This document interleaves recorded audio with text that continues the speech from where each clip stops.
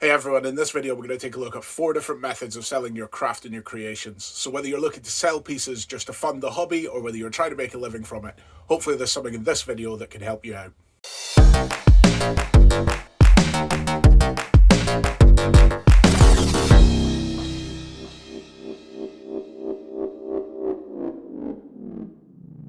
Hi everyone, thanks for joining me for this video. If you're new here, hi, I'm Neil, I'm a maker based here in Edinburgh, Scotland. I use this channel to share my maker journey, so some of that will be projects, some of it will be information, some of it some tips and tricks, and hopefully videos like this will be something that you can use to help progress what you're doing.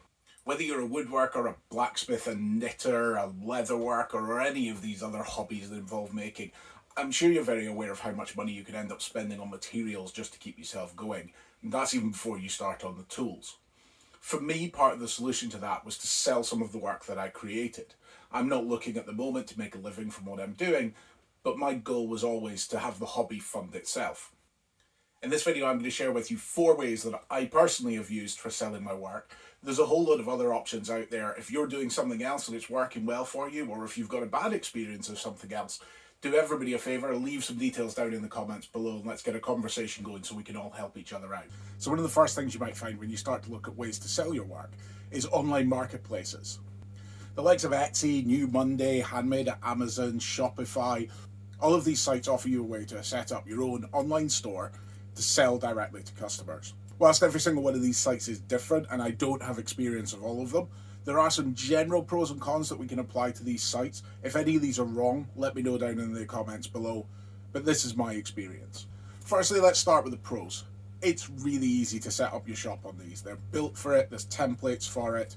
It's generally just a process of filling in your details and then start uploading products and photos. This is not a situation where you're feeling like you have to add things like web designer to your skill set before you can even go anywhere near it. It's usually just a very simple process to get started.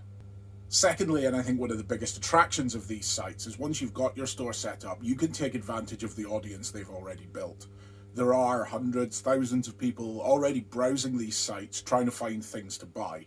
The site itself has established traffic, which means you're dealing with built-in audience, which can make things an awful lot easier as you get started. Thirdly, paperwork and admin. I'm yet to make a maker who enjoys doing the paperwork and admin side of selling their products.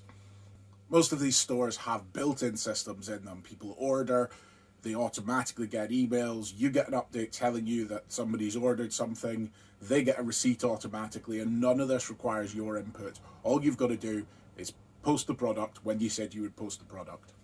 The question is, what are the cons of these sites? On face value, they seem like a great way of getting involved in things. Well, the first one I'd say is there's a lot of competition on these sites. You remember a minute ago I said that there was a built-in audience? Well, the problem is everybody else has access to that audience. That audience may be searching for, in my case, a wooden bowl, and they may see thousands of options on the site. The chances of your wooden bowl being one they see, even if it's the best bowl on there, are limited. One of my experiences of these sites is although my product was selling well when people saw it, the number of people that it was put in front of was really limited, and therefore I wasn't gaining the level of sales I was anticipating or hoping for. The second thing to mention, and again this is very much from my experience, the majority of these sites don't favour one-of-a-kind items. So if you're mass producing 100 of something that you're making, then you're probably going to do alright on these sites. If you're making one-off individual pieces, the chances of your product being featured are a lot lower. What the sites rely on is being able to see a sales history behind the products. If they know that 10 out of the 20 people who viewed the product bought one, then there's incentive for them to promote it in front of more people. If you only have one of that product, even if that sells to the first person, there's nothing for them to promote. And thirdly, and perhaps the one that most people find as a stumbling block, is the fees that get charged on these sites. Now, it's different for every site. What the fees are called, how the fees are charged will vary across all of it. And what I would say is, with any of the options I'm presenting today, make sure you understand the fees before you go in. Make sure you understand how much of the money from your sale is not going to come to you at the end of the day. The reality is these sites need to make money as well. So whether it's listing fees, whether it's final sale value fees, it'll be payment processing fees, there will be a certain number of fees that are taken off your item that's being sold. If you understand that, you can price accordingly, and therefore it's not really a problem. But I was caught out initially by just quite how much of the final sale value actually I never saw. One of the other things to be aware of, and this is on the rise, is the number of these sites who will market your products elsewhere other than their site, and then charge you the advertising fee for marketing that product. There's usually an option to opt out of this, but it is a big topic of conversation. Have a look around on YouTube. There's a lot of people talking about it at the moment. But again, be aware of what you're agreeing to when you're selling your products. These fees can often be off-putting for people. So that leads us on to our second option for how you can sell your work, which is your own e-commerce site, like mine here.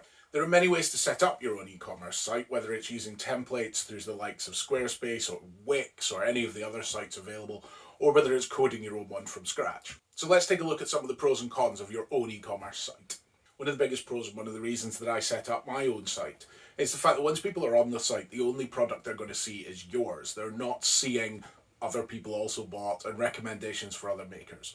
What that means is your audience is a captive audience once you've got them. This also gives you the opportunity to highlight specific products you want to people who are visiting your store. It means you can do promotions. It means you can easily manipulate what people are seeing as soon as they hit your site in a way that you might be a bit restricted on the likes of Etsy.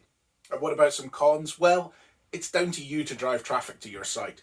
As we said with the online storefronts that you can just join into, there is an inbuilt audience there who are already looking around looking for the products. With your own e-commerce website, nobody's going to your site if they don't know it exists. So the ownership's on you to drive traffic to the website. The second con I would mention is don't assume the fees have gone away entirely. You still will incur charges for hosting. You'll incur charges for your domain. There may be charges for payment processing. To get a website that's capable of e-commerce may cost more than a standard website. So don't assume the fees have gone away entirely. There are still costs there. Get to know the charges before you commit to anything. Social media can be a great way to drive traffic to your store, whether that's a store through the likes of Etsy or any of the others we mentioned earlier, or whether it's your own e-commerce site. Posting photos to Instagram or another social platform has, like everything else, some pros and cons as a sales technique. The first pro is the fact that you deal directly with the person purchasing from you, usually through a DM or email, but you are dealing directly with that person and there's no middleman involved in the process. And secondly, some of the benefit is that you can negotiate on price, on timescales, and on other elements of the build, even maybe custom features of it.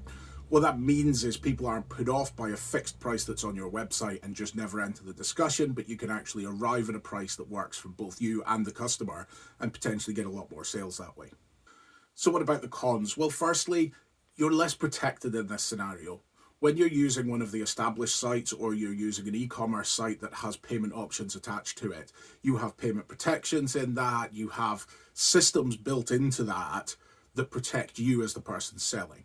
My advice would be if you're selling something to somebody on Instagram or on Facebook or any of the other social platforms, make sure you've received the money before you send the item and make sure you've received the money in a way that they're not going to be able to just claim the money back as soon as they get the item. The second thing to be really aware of is any rules on the site that you are posting on around selling. There are some sites and platforms that don't allow direct selling through their platform. Flaunting these rules and selling anyway is a great way of getting your account closed, and any benefit you were having from followers on that account sharing your work, you've just lost all of that hard work. So make sure you understand the rules on the sites that you're posting on before you start selling items. If in doubt, there's probably some kind of help function. Better to ask than end up with your account being locked out. The fourth and final way I'm going to discuss is selling your craft in person. This is one of the ways in which I've had the most success, is doing markets, and specifically for me, I've been doing Christmas markets. There are, however, like the other three, there are pros and cons, so let's have a look. The first of the pros, and for me, I think this is a really important one, is you get to meet your customers face to face. You can have a conversation with people, you can build up a relationship, and that may lead to future sales. The second, and this depends on the craft that you're selling, is that your customers can see your products in real life. If you're selling something tactile, they can pick it up, they can have a look, they can feel the grain of the wood, they can feel the weight of whatever they're looking at. And actually that can be a massive advantage in the sales to you. You're no longer dependent on your photography skills to convey the size or the shape or the weight of the item. Things that are difficult to convey in a photo, people can pick it up and feel it for themselves. So what about the cons? Well, the first one is it can be really quite time intensive. You're obviously committed to being there for the entire time that the market's on. Several markets I've looked at have stipulated in the contract that you can't pack up early, and if you do, you won't be allowed back on another one. So you are committing to the entire day there. This is fine if it's all going well, but on a quiet day it can get quite frustrating in the last hour whilst you're sat on your own doing nothing. And that leads us on to the second con. Some days are busy, some aren't. You don't control the audience coming to it. You'll probably not be involved in marketing that market. There will be a promotional team who are promoting that market, but you're very much at the mercy of things like the weather as to how many people turn out, what other markets are going on at the same time. So you can't go into these assuming a certain level, even if you've done the market before. The final con I'm going to mention for in-person selling is really dependent on your craft. You have to be holding inventory. It's very difficult to be at a market and sell people on the promise that you'll ship them one in 2 weeks' time. You have to stock up inventory. Now, this is not a problem if you're batch producing things anyway, or you're producing one of a kinds and that's what you're selling. That all makes perfect sense. But you have to do that preparation in advance, which means outlay on materials, consumables, and whatever that you need to produce that product, and that product may not sell. For me, what that does is it dictates what product I take to a market. I'll only take product that I know I have other ways of selling afterwards, or product that I'm quite happy holding on to until the next market that I do. So hopefully you found these suggestions helpful. I'm sure you can think of other ways to sell your craft. I'm sure there are some of you out there who already are using other methods. Remember to leave them in the comments so that we can all have a look at what everybody else is doing.